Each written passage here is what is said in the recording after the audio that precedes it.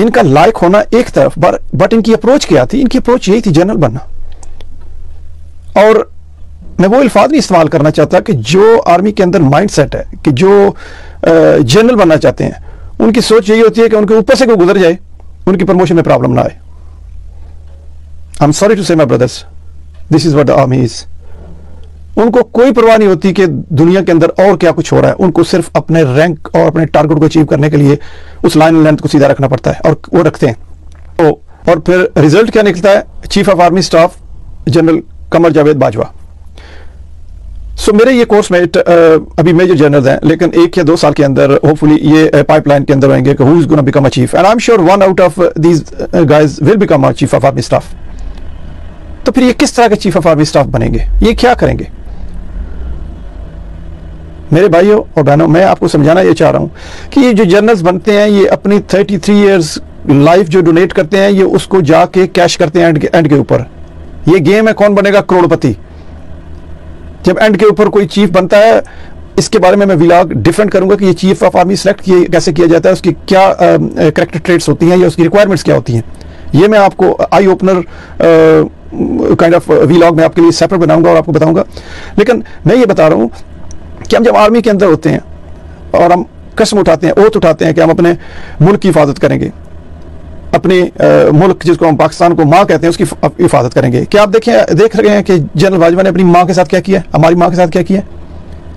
और फिर unfortunately, sorry my brothers, ये जो जनरल बनेंगे या इनसे बाद आने वाले बनेंगे, उनका भी लाइन लेंथ एक ही होती है। वो क्या मुल्क की खिदमत करेंगे? तो मेरा बात करने का मकसद ये है कि जो पाकिस्तान के अंदर ये 16 जमातें इकट्ठे होकर गवर्नमेंट कर रही हैं, मेरे भाई और बहनों, they are not going to do anything for you. आप अवाम को उठना पड़ेगा। इन जमातों के अंदर कोई जान नहीं थी, they don't have any backbone. इनको एनर्जी दी आर्मी ने, और जब मैं आर्मी कहता हूं तो चीफ ऑफ आर्मी स्टाफ ने।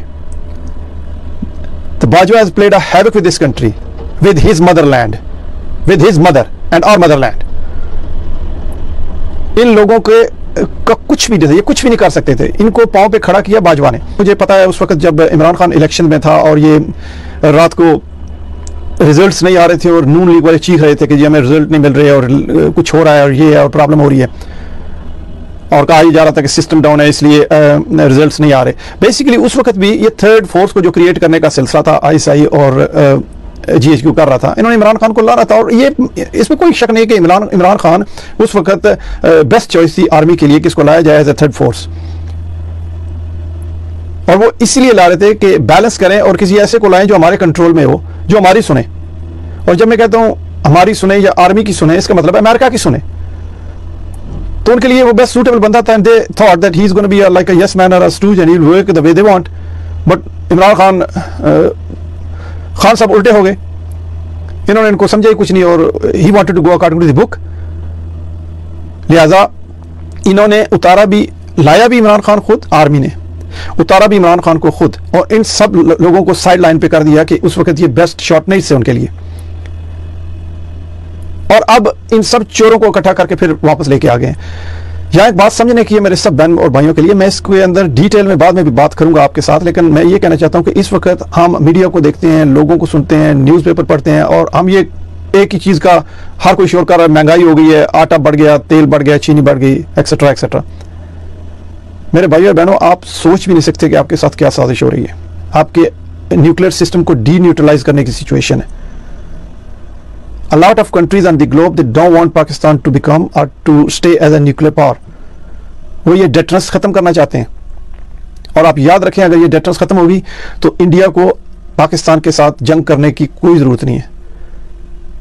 वो जूते मार के आपको पाकिस्तान से निकाल देगा और पाकिस्तान पे कब्जा कर लेगा। और ये होगा जो अगर हम इसी तरह जर्नल्स के पीछे और आर्मी को देखते रहें। किस तरह की ये जमहूरियत है जिसके अंदर आर्मी इतनी इन्वॉल्व हुई है। मैं आप सबसे पूछता हूं, और ये मैं अपने भाइयों से, ये जो जनरल्स बैठे हुए आर्मी के अंदर है, यार किस तरह के आप लोग हो? सोचो, अब सोने से पहले कभी सोचो। आदल तू सोच यार, you are an SSG, you are commander of SSG। तेरे बारे में बहुत सारे मैं जानता हूं, तेरे बारे में बात करूंगा मैं खोल के तरह किसी और व्लॉग में। लेकिन यार सोच, सोने से पहले तू क्या सोचता होगा कि तुझे शहबाज शरीफ को सलूट मारना पड़ेगा, वो तेरा चीफ ऑफ आर्मी स्टाफ है। तेरा इंटीरियर मिनिस्टर राना सनाउल्ला है, तेरा फॉरेन मिनिस्टर बिलावल है। कमान यार, कैसे तू सोता है, कैसे तुझे नींद आती है? किन लोगों को तुम सलूट मार रहे हो, किन लोगों को तुम ओबे कर रहे हो? अंदर हिलता नहीं यार। We are over 50s, we all are over 50s यार, मरना है। सच की जरूरत नहीं है, यहां अपनी कंट्रीब्यूशन करो। ये मुल्क हम सब का है। और मैं ये नहीं कहता जहां मैं हूं, जहां मैं बैठा हुआ हूं, मैं जो कुछ कर सकता हूं अपनी हैसियत के मुताबिक मैं वो कर रहा हूं पाकिस्तान के लिए, पाकिस्तान के लोगों के लिए। और मैंने बहुत कुछ किया है, मुझे इस पर फख्र है। लेकिन मेरे भाइयों, आप जिन अपॉइंटमेंट्स के ऊपर बैठे हुए हो, आप बहुत क्लोजली चीज़ों को देख सकते हो और समझ सकते हो। जनरल तो तुम बन गए हो सारे, आगे क्या करना है? मरना भी हमने यार।